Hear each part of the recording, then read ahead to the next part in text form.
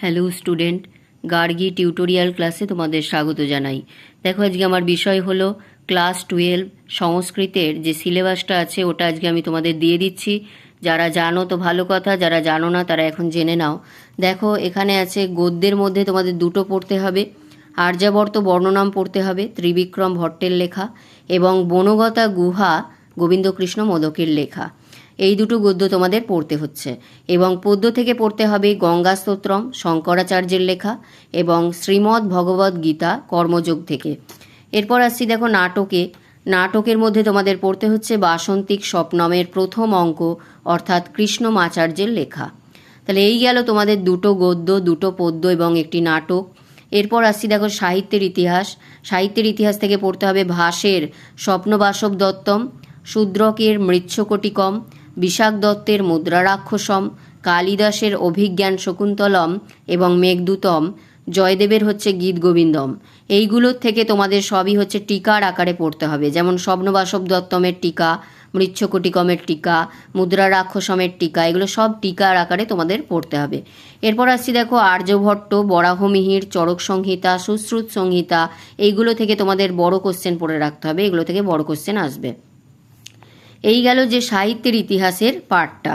এরপর আসি দেখো গ্রামার। গ্রামার থেকে তোমাদের কারক বিভক্তি করতে হবে, সমাস প্রকরণ করতে হবে, তদ্ধিত প্রত্যয় করতে হবে, নিজন্ত সনন্ত জঙন্ত যে নাম ধাতুগুলো আছে সেগুলো তোমাদের করতে হবে, এবং স্ত্রী প্রত্যয় প্রকরণ পড়তে হবে, পরস্ময়ী পদ ও আত্মনেপদ বিধান এগুলো করতে হবে, শব্দযুগলের অর্থ পার্থক্য করতে হবে, এক কথায় প্রকাশ করতে হবে এবং পরিনিষ্ঠিত রূপ করতে হবে। এরপর আসছি দেখো ইন্দো ইউরোপীয় ভাষাগোষ্ঠীর যে সংক্ষিপ্ত পরিচয় এটা করতে হবে, এটা ভাষাতত্ত্বের যে পাঠটা। আর করতে হবে ভারতীয় আর্য ভাষার যে স্তর বিন্যাস সম্পর্কিত যে ধারণা এগুলো, এবং এদের প্রধান শ্রেণী বিভাগগুলো উপশ্রেণীগুলো সম্পর্কেও করতে হবে।